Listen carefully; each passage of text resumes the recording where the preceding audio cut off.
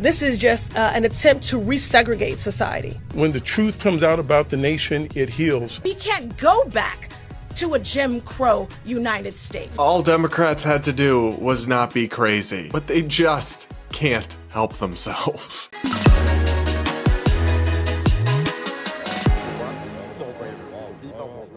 We're going to break down the latest extreme proposal and unhinged rhetoric from the woke flank of the Democratic Party and so much more on today's episode of the Brad vs. Everyone podcast, my daily show where we take on the craziest ideas from across our media, our politics, and the internet, all from an independent perspective. Up first, like I mentioned, we got to check in with the extreme progressive wing of the Democratic Party, embodied by folks like Ayanna Pressley, a Massachusetts congresswoman who decided that the best way to respond to Trump and offer America an alternative to kind of the chaotic or potentially divisive approach of the Trump administration is to offer up a sensible, moderate, normal part. Just kidding. They are doing the opposite of that. And bringing up, of all things, legislation advancing slavery reparations. Trillions of dollars of spending on cash reparations to descendants of slaves paid for by everyone else. You know, just one of the most controversial and divisive policies imaginable.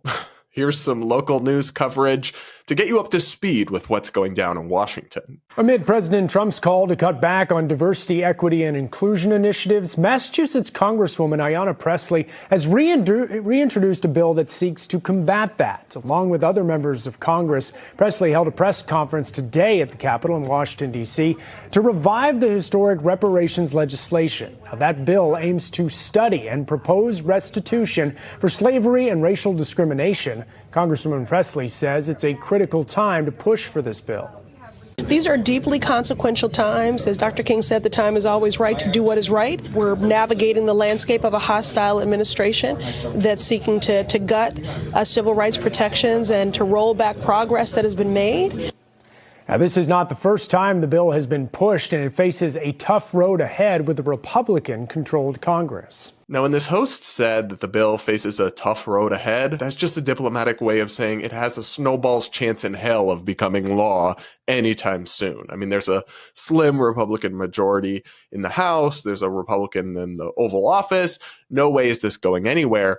But it does have widespread support among the Democrats, and for such a fringe idea, that's really kind of concerning and revealing. That said, we should be clear about what we are and aren't talking about here. This is a bill that would not actually go forth and enact reparations for slavery. It wouldn't advance the literal program. It would create a commission to study the idea and come up with a plan that could then be implemented. So it's a commission. It's not the actual thing, but it's kind of like a gateway drug to it. And if you don't support the actual idea, I don't know why you would want to commission into it. So we should take this idea seriously because you have major figures in the Democratic Party and almost all, if not all, of the Congressional Black Caucus going forward and saying, yes, this is the path we want to go down. Massive redistribution of wealth explicitly along racial lines and skin color. It's hard to understate the cost, like the astronomical nature of the costs and spending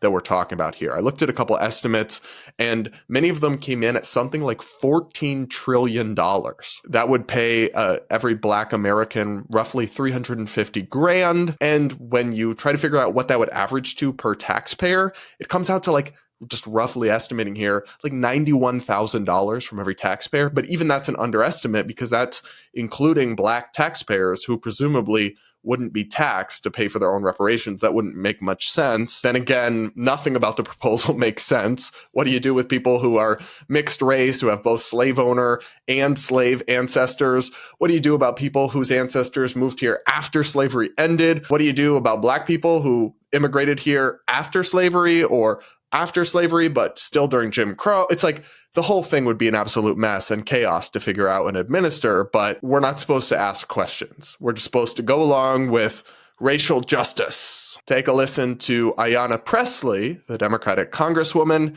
making her case for this policy. With Black history under attack and white supremacy emboldened, there is no better time to introduce this bill than during Black History Month. More than 4 centuries ago, Africans were kidnapped, trafficked, and enslaved, forced to build this country under horrific brutality.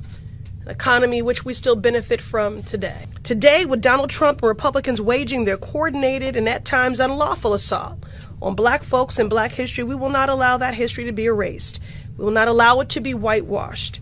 H.R. 40 is a powerful reminder of the work that remains and offers us a pathway toward truth, reconciliation, and accountability. This is a pragmatic policy that is fundamentally about repairing harm and building a more just America. Every day, the progress that we have fought for, the gains that have been made, are under assault and being rolled back. Donald Trump and his co-president Elon Musk and their enablers in Congress and the courts are working overtime to strip away our rights, from gutting affirmative action, dismantling voting rights, to attacking diversity, equity, and inclusion initiatives that benefit black folks and everyone who calls this country home. We're in a moment of anti-blackness on steroids, and we refuse to be silent. We will not back down in our pursuit of racial justice. So if they are working actively to dismantle and to defund diversity, equity, and inclusion initiatives across all agencies, that has nothing to do with meritocracy. This is just an attempt to resegregate society. And so if folks are going to be emboldened in white supremacy and in anti-black policies, I think all the more that we are especially strident in being unapologetically black. There's a lot there to unpack, to discuss, to dissect, because she actually just suggested that if you're opposed to DEI policies or any of the identity politics run amok stuff and just want to go back towards equality, non-discrimination, meritocracy, you're bringing back segregation, you're trying to rev up Jim Crow 2.0. Girl, no. That's crazy. That's a total straw man of everything critics of DEI believe and want to do. Maybe you could find a few crazy people out there who would want that, but that is not all or most or even a significant portion of people. And I guess I just really don't buy this notion that Black history is under attack in America. I mean, I know they stopped celebrating it in like the military and a couple other things, but people still celebrate Black History Month. Trump put out a proclamation. Schools teach all about Black history. Like, I just don't get what they're talking about with this. And are we in a moment of anti-Blackness on steroids? I don't really think so. That said, I will say, I find the horrific history of slavery and racial segregation in this country really mortifying and honestly sombering to think about. And I honestly do think at the time there should have been reparations. People who were slaves should have been compensated for the atrocities committed against them by the people who did them, right? Confiscate wealth from slave owners, from plantation owners, and compensate these people for the horrors that were done to them.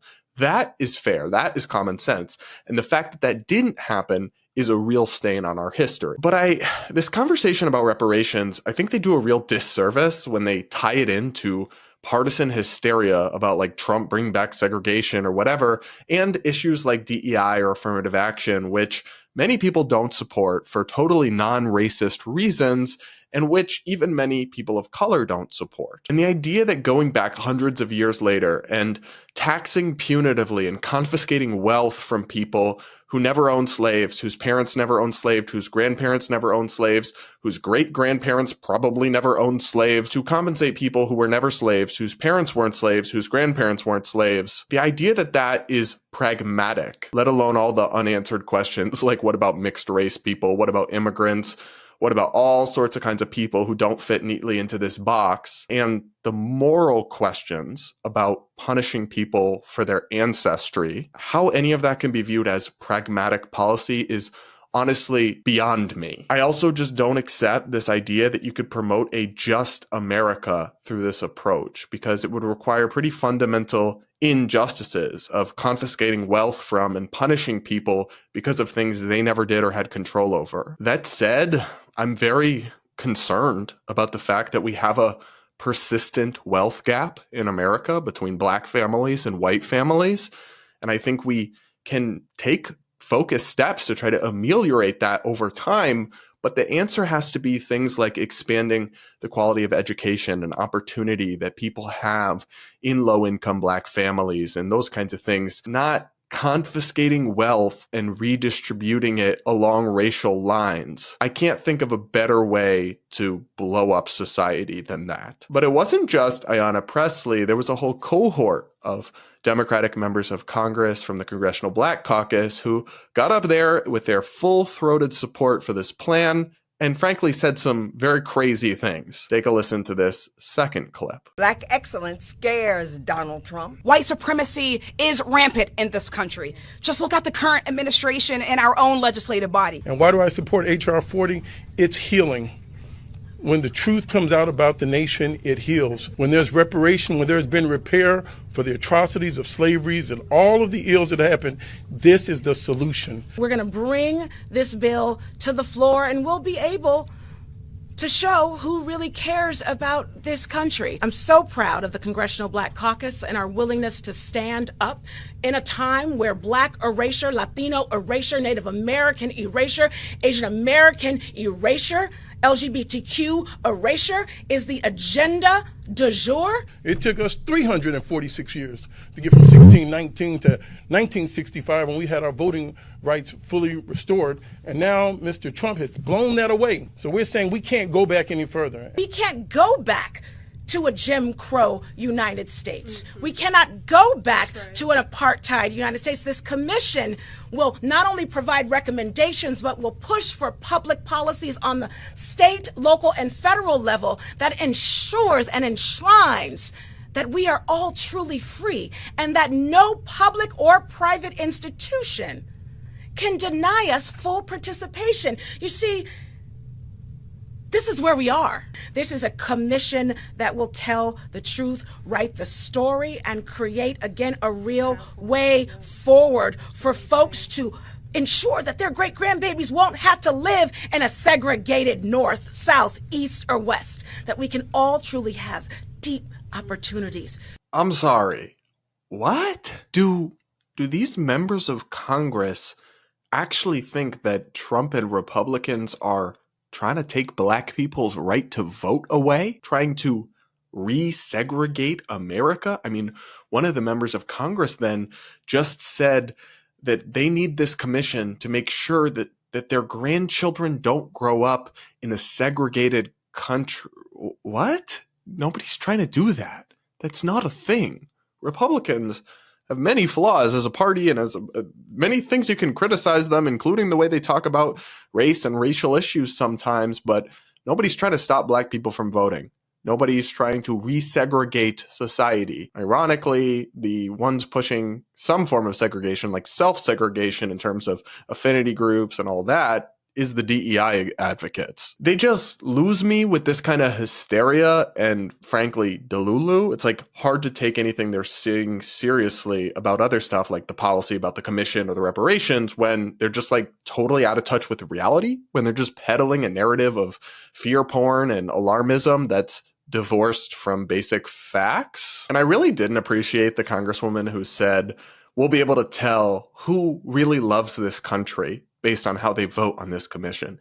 Actually, babe, people can disagree with you about something this controversial. Doesn't mean they hate the country. Doesn't mean they hate America. In fact, I'm sure there are millions of Black people in this country who don't support this. Do they just hate America too? Like, come on. And one of these members hit on a point that I watched the full press conference. A lot of them talked about, which is this notion that reparations for slavery is needed for healing in our country. I think if they were ever to actually implement this, if they were actually to confiscate and redistribute trillions of dollars along racial lines, healing is not what would be the effect of that. Incredible division and toxicity and reinforcing of racial divides would come from that, not healing, not reconciliation. I just don't think it's possible to reach hundreds of years into the past and right the wrongs that were undeniably done and fix the wounds that weren't properly addressed when none of the people to hold accountable are alive and none of the victims are either, at least as far as slavery is concerned.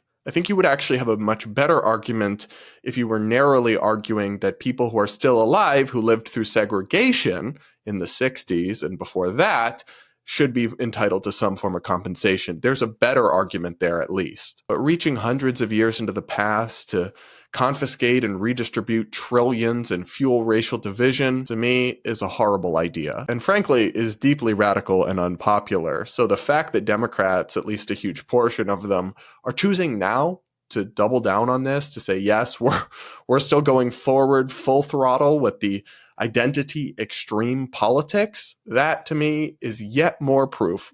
Another document in my file cabinet of reasons and evidence that the Democrats are learning nothing and are going to continue to make the same mistakes. But what do you guys think? Do you agree with reparations, or do you find it as kind of mad as I do? Let me know in the comments, and do hit that like button while you're at it, and make sure you're subscribed if you aren't yet. Up next, Congress is turning into a clown show, in particular with the Democrats lashing out at Elon Musk in new and increasingly unhinged ways. I'm about to show you a little bit more from the kindergartners in Congress who are, taking taxpayer salaries to act like clowns in front of cameras. But the context you need to know about this is Marjorie Taylor Greene, the Republican congresswoman, when a couple of years ago, showed Hunter Biden, the president's son, showed his dick pics at a House hearing.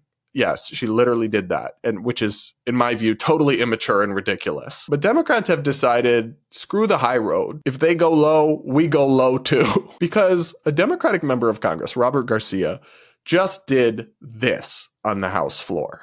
Now, I find it ironic, of course, that our chairwoman, Congresswoman Greene, is in charge of running this committee. Now, in the last Congress, Chairwoman Greene literally showed a dick pic in our oversight congressional hearing. So I thought I'd bring one as well. Now, this, of course, we know is President Elon Musk. He's also the world's richest man.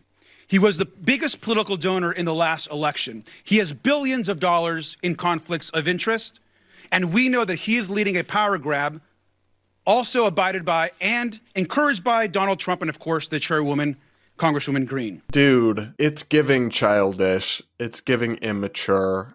It's giving petty. Like, this is not a good look. You really thought you ate. You really thought you did your big one. Like, oh my God, Elon will never recover from this. No, you just made yourself look just as immature and silly as the Marjorie Taylor Greenes of the world who did this kind of thing to Hunter Biden. I don't know why people debase themselves like this. It's okay to take the high road. It's okay to not respond to your critics by becoming just like them and acting similarly immature or boorish or rude. Like, come on. But this is the problem. Ever since they put cameras in hearings at Congress, they just showboat. Like, how does this help your constituents? How does this solve any of the issues being raised right now by DOJ or questions or concerns about the legality of the things they're doing? It doesn't do any of that. It just gets you attention. That's all it does. It's just showboating and being obnoxious. And I just find it really pathetic. Kudos to CNN, though, because they actually called this guy out and were like, really? You had to do this? And his response was revealing, I guess. I want to hear why, but do you think that calling Elon Musk a dick is effective messaging for confronting what is a potentially irreversible transformation of the U.S. government? Well, he is a dick. And I think that he's also harming the American public in an enormous way. And what I think is really important, and what the American public want, is for us to bring actual weapons to this bar fight. This is an actual fight for democracy, for the future of this country. And it's important to push back on the chairperson of this committee. I mean, Marjorie Taylor Greene talks about having decorum, about bipartisanship. This is the person that lies more than anybody else in the entire Congress. And so if she is going to make a mockery of hearings, I want to make sure that us as Democrats are bringing that same level of energy. And of course, after those comments, we went into exactly what Elon Musk is trying to do: dismantling the Department of Labor, dismantling the Department of Education, dismantling all of our consumer protection agencies. And so it's all important, but it's also important to get the attention of the American public and call Elon Musk out for what he is, and to make people know that Marjorie Taylor Greene is not a serious legislator and she shouldn't be treated as such. That clip is revealing on so many levels. He's like, well, Marjorie Taylor Greene has no decorum and no class, so we're going to do the same thing. Do you not hear yourself? Do you not realize that you're literally becoming the same thing as the thing you say you're against? You're debasing yourself and beclowning yourself. And if those antics make Marjorie Taylor Greene not a serious person, and then you adopt those antics, what does that make you, Congressman Garcia? I love how his defense for calling Elon a dick on the House floor is, well, he is a dick. Okay, that's your opinion and you're entitled to it, but we all think a lot of things that we don't say in a professional context because we act with class or decorum, or at least we're supposed to. I know that ship has kind of sailed on our elected officials these days. I'll also say the eliminate Elon posters and the rhetoric about a fight and bringing weapons, that's heated rhetoric. And people on both sides should really avoid it in this kind of tumultuous time that we live in. And frankly, if a Republican member of Congress said that, I think CNN would accuse them of fomenting violence. That said, some people on the right are overreacting to what Congressman Garcia did say. For example, the Libs of TikTok account tweeted, Democratic Representative Robert Garcia just declared war on Elon Musk, called for, quote, actual weapons to be used against him. This is a clear threat at Attorney General Pam Bondi. So, no, I do think the rhetoric is too heated, but in the context of what he was talking about a metaphorical bar fight, that politics is like a bar fight and they need to bring weapons. They need to fight hard. He did not cross the threshold, the legal threshold established in Brandenburg versus Ohio of incitement of violence. And what he said is not a crime. It is, whether you like it or not,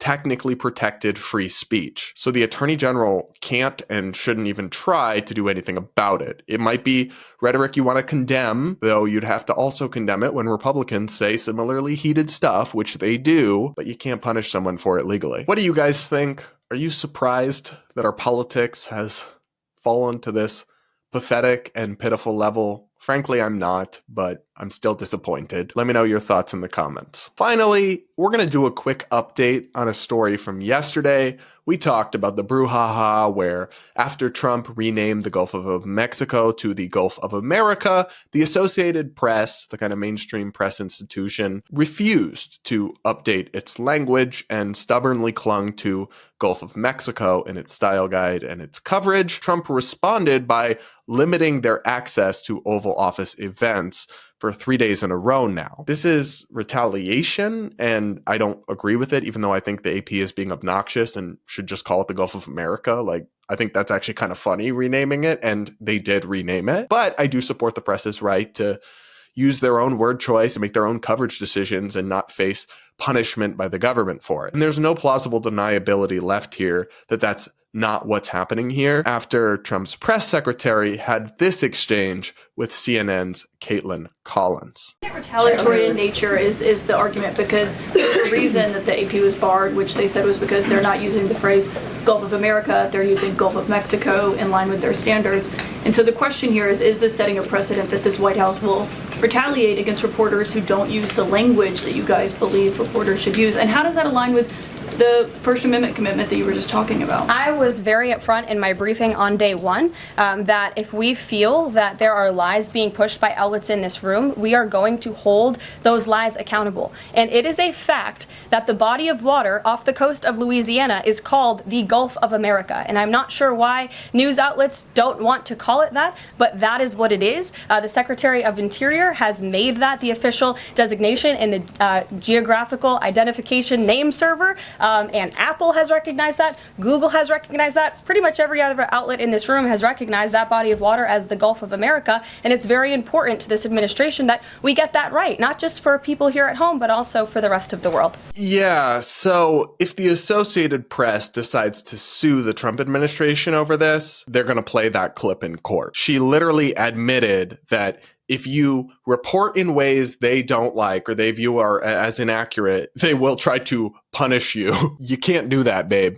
That's not allowed with the First Amendment. Government retaliation against the press because of their coverage is not allowed. Outlets have a right to use the word choice they want to use. The government doesn't get to decide that. And guys, people on the right, we don't want that as a precedent. We don't want to go down that path because a Democratic administration could just as easily say, well, if Fox News isn't going to use the correct pronouns for trans officials, they're going to be barred from the briefing room. I'd be like, that's authoritarian, that's against the First Amendment, against the freedom of the press. So you can't do the same thing, but in some sort of petty fight over the nomenclature of the Gulf of Mexico / America. I think this is a losing battle. I think the Trump people are just being kind of petty about this, and they should really just let the Associated Press call it whatever they want. And if people find it inaccurate or annoying, people can stop reading the Associated Press and leave it up to the public to decide. Keep the government out of it. Well, what do you guys think? Do you agree with me? Do you disagree with me? I always love hearing you out.